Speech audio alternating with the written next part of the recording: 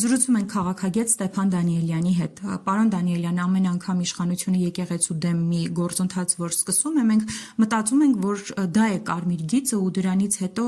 դե էլ ինչ պետք է անի, բայց հաջորդ քայլը միշտ ավելի վատն է լինում։ Այս անգամ էլ մենք տեսանք, օրինակ, ինչպես հետապնդում սկսվեց կաթողիկոսի դեմ, ինչի մասին իրականում շատերը նշում էին, այս կարգի իրավական նորմերի ոտնահարումը, ինչի մասին է խոսում, որ այնուամենայնիվ մահակը, այսպես մուրճը իշխանության ձեռքին է եւ ինչ ուզեն կանեն, թե իրենք մեծ վտանգներ են տեսնում եւ դրա համար է, որ հիմա, այսպես ասած, կատաղի գործողություններ են իրականացնում։ Առաջերտին պետք է ֆիքսել, որ Հայաստանի սահմանադրություն եւ օրինականություն այն ինստիտուտները նաեւ որոնք ապահովում են օրինականությունը, գոյություն չունեն։ Այս ինստիտուտները գոյություն ունեն ձևական եւ կախված են մեկ անձի կամքից։ Հայաստանում հաստատվել է բռնատիրություն եւ այդ ճանապարհը երկար է եղել։ Սկսած դատարանների շրջափակումից, սահմանադրական դատարանի կազմի փոփոխությունից, չենթարկվող դատավորների ձերբակալությունից, հալածանքներից եւ այլն, եւ այդ ամենի արդյունքում ձևավորվել է մի բռնատիրական ինստիտուտ։ Բռնատիրական ինստիտուտը կախված է մեկ անձի կամքից։ Եվ այդ մեկ անձը, որպես մենք բազմիցս տեսել ենք, սթափ անձնավորություն չի, ինչ-որ հոգեկան խնդիրներ ունի, իր պահվածքով եւ այլն, եւ ինչպես դուք ասացիք, կարմիր գծեր չունի։ Հիմա սա է իրավիճակը եւ ես կարծում եմ, երբ որ մենք տեսնում ենք հերթական անօրինականությունները, զարմանալ պետք չի, այդ թվում նաեւ եկեղեցու հարցով։ Այսինքն ամբողջ աշխարհի մամուլը հիմա ընկերում են որպես ինչ-որ անջերակայելի դեպքեր, որոնք կատարվում են Հայաստանում, կաթողիկոսի վերաքերական գործառույթը,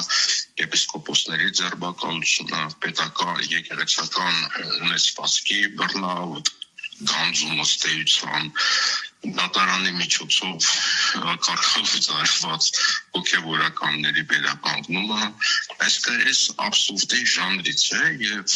բնականաբար, ինչպես ասենք, կարմիր գծեր գոյություն չունեն եւ ոչ մի բանի վրա զարմանալ այլևս պետք չի։ Պարոն Դանիելյան, եւ եւս մեկ հարց, օրինակ Արշակ Սրբազանի մասով պարզվեց, որ նաեւ միջազգային փորձաքննությամբ այն տեսանյութերը, որոնք նրան վերագրվում են, դրանք կեղծիք են։ Այս մասով նաեւ միջազգային գնահատականները անտեսելը որևէ քաղաքական հետևանք կարող է ունենալ մեզ համար։ Ես կարծում եմ, որևէ քաղաքական հետևանք ես կարծում եմ չեն ունենա, նախ Արշակ Սրբազանի մասին եւս մեկ տեղեկություն կար, որ այն ինֆում իրեն մեղադրում էին, այդ բաները հանցանքի նյութը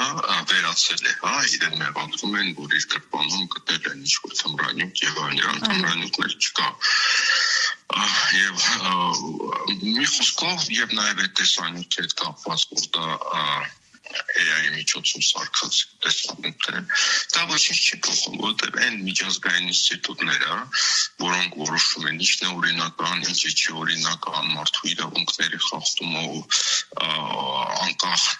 դատական համակարգի գոյությունը եւ այլն, դրանք արևմտյան կառույցներ են։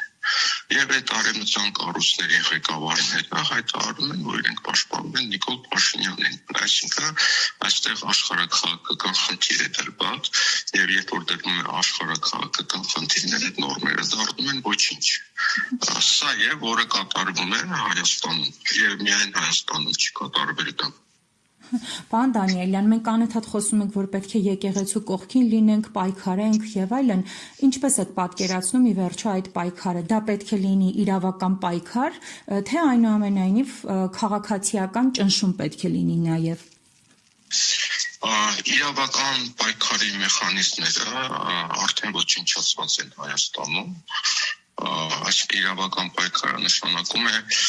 դիմել դատարան, բողոքել եւ այլն։ Դատարանները ենթարկում են մեկ անձի կամքին եւ անհեթեթ եւ абսուրդ որոշումներ են կայացնում։ Անում է քաղաքացիական պայքարը եւ ինչպես մենք տեսնում քաղաքացիական պայքարը արդյունքներ է տալիս, որտեղ եկեղեցու վրա արդեն ուղղակի հարձակումներ են տեղի ունենում իշխանության կողմից կազմակերպված, ինչպես դա եղավ Մարիաթորի վրա հարձակումը, եւ քաղաքացիները թույլ չտվեցին որ իրենք մտնեն եկեղեցի եւ անեն այն, ինչ որ ցանկանում են։ Այսինքն սա քաղաքացիական պայքարի արդյունք է եւ նաեւ հանրային կարծիքի ձևավորումը, որտեղ հանրային կարծիքը չնայած այն ստերին որոնք այս իշխանությունը հենց վարչապետ կոչվածի շուրթերով տարածում էր, որևէ ազդեցություն չունեցավ հասարակության վրա եւ ճիշտ հակառակ տեսակետը դարձավ դոմինանտ։ Դա ցույց է տալի, որ քաղաքացիական պայքարը հանրային կարծիքը արդեն կարևոր դեր են կատարում եւ ինչ որ առումով սահմանափակում է այս ձևավորվող բռնատիրության ոտնձգությունները։ Շնորհակալ եմ մեկնաբանության համար։